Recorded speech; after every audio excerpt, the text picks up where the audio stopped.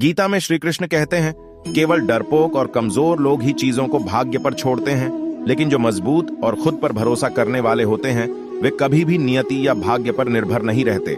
गीता के अनुसार सिर्फ दिखावे के लिए अच्छा मत बनो। वो परमात्मा आपको बाहर से नहीं बल्कि भीतर से भी जानता है। श्री कृष्ण का कहना है कि मुश्किलें केवल बेहतरीन लोगों के हिस्से में आती है, क्योंकि वही लोग उसे बेहतरीन तरीके से अंजाम देने की ताकत रखते हैं। जो सरलता से मिलता रहे उसका महत्व नहीं रह जाता। अक्सर खो देने के बाद समय, व्यक्ति और संबंध के मूल्य का आभास होता है। श्री कृष्ण कहते हैं, शरीर नश्वर है पर आत्मा अमर है। यह तथ्य जानने पर भी व्यक्ति अपने इस नश्वर शरीर पर घमंड करता है, जो कि बेकार है। शरीर पर घमंड करने की बजाय मनुष्य को सत्य स्वीकार करना चाहिए। आप खुश हैं या दुखी, यह दोनों आपके विचारों पर निर्भर है। अगर आप प्रसन्न रहना चाहते हैं तो आप हर हाल में प्रसन्न ही रहेंगे। अगर आप नकारात्मक विचार लाते हैं तो आप दुखी ही होंगे। विचार ही हर व्यक्ति का शत्रु और मित्र होता है। आप खुश हैं या दुखी, यह दोनों आपके विचारों पर निर्भर है। अगर आप प्रसन्न रहना चाहते हैं तो आप हर हाल में प्रसन्न ही रहेंगे।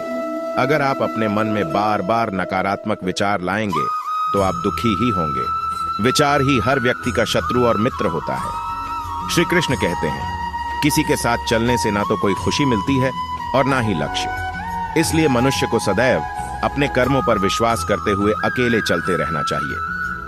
गीता में श्री कृष्ण ने कर्म योग, भक्ति योग और ज्ञान योग को ही कल्याण का प्रमुख साधन बताया है।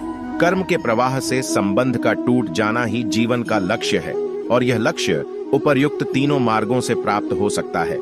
वह जो सभी इच्छाएं त्याग देता है या मैं या मेरा की लालसा से मुक्त हो जाता है, उसे शांति प्राप्त होती है। मेरे लिए ना किसी घृणित है ना प्रिय, किंतु जो इंसान भक्ति के साथ मेरी आराधना करते हैं वह मेरे साथ हैं या मैं भी उनके साथ। जब वे खुद कार्य में मजा खोज लेते हैं तब वे पूर्णता प्राप्त करते हैं।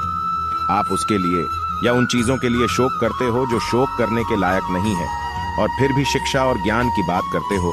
समझदार इंसान ना जीवित या ना ही मरे हुए इंसान के लिए शोक करते हैं। जो होता है वह अच्छे के लिए होता है, और जो हो रहा है वह भी अच्छे के लिए ही हो रहा है, और जो होने वाला है वह भी अच्छे के लिए ही होगा। हमेशा अच्छा सोचो और अच्छे लोगों के बीच रहो।